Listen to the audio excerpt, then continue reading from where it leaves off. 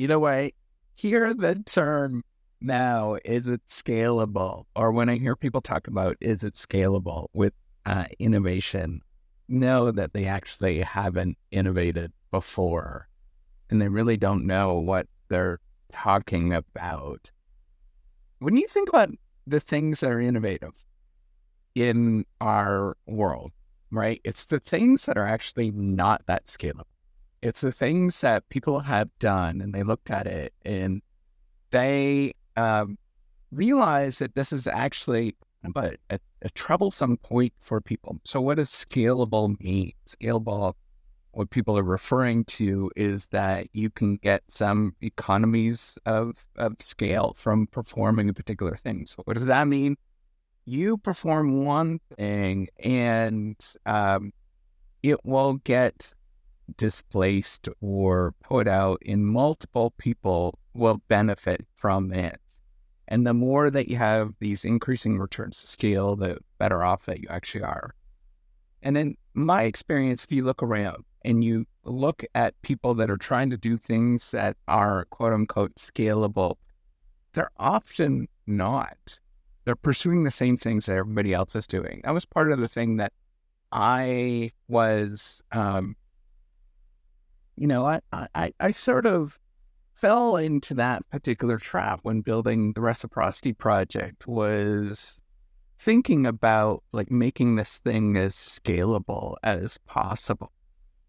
And in reality, that's not the case, right? Like there are reasons why people don't do things. There's reason why, for example, um, why numbers of entrepreneurs sort of fail, right? And they don't produce things. If you look at the things that actually do work, there's lots of people doing those particular things, like cutting the grass or babysitting or any number one of those particular things that are relatively easy and people understand what those are, right? So if you do something that is quote unquote scalable, you have to fight an uphill battle of trying to do things that a lot of people want to actually do.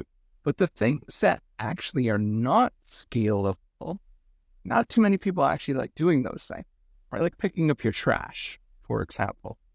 Um, that's a hard thing. It's not very scalable. Or picking up poo, for example, in your backyard, dog poo. And it's precisely those things that are actually the most important things that we should be pursuing, right? It's the things that nobody really likes doing that actually does matter, that doesn't seem scalable, quote unquote scalable. It's things that are pretty mundane, pretty boring, and there's not never really a conversation about scalability in it. And the reason why we talk about this sort of scalability factor is often because of investors, right, that are thinking about it and they're looking at it, asking this question, is this going to be scalable? It's actually really important. Never really were scalable when they began. They're always difficult to do. Nobody wants to do it. The numbers are always stacked against you, and chances are you'll never scale the thing. Um, but it's through iterating and trying things and constantly looking at what you're actually doing by providing more value that things actually become scalable. But you can't do that. You can't get in the moment where it is scalable. And yes, you do all of those things that are just completely not scalable, right? Like they're painful, they suck. You'd love to doing things by yourself. Like you wouldn't think about so for example, you might create a t-shirt business, right? You sort of do a um you do something that people talk about as highly scalable. You become a, I don't know, become an influencer, for example, and you start selling t-shirts. Well, there's a lot of work that goes on behind doing the influencer stuff that people forget about, like design, for example. Maybe you're selling things out of your house, like t-shirts out of your house. People have to box those things up, right? There is a lot of non-scalable, boring things that people just don't want to do, right? And mail those t-shirts out to other people. And I think about that is, what does it mean to do things that are unscalable, or things that are scalable? It's often doing things that are completely unscalable that you never be able to, nobody ever wants to do. And you just pursue those things in a clever way. I'm much more of the proposition that, um, on face value, if you see something and you believe something is scalable and you think that, it's going to provide high returns and all of that nonsense that, you might see and people talk about, it's just not true, right? How you actually build things is one step after the other. Getting people to believe in what you're doing, it's a slow and steady, painful process. It's doing the same thing every single day. It's just a lot of work, a lot of pain that you feel. And it's a lot of, at least from my experience, it's a lot of thinking, like coming back to the moment of, okay, what are the actual odds here? What is it that people are actually going to do? And people are actually going to, A, they're not going to believe in you. B, they're going to discount you heavily.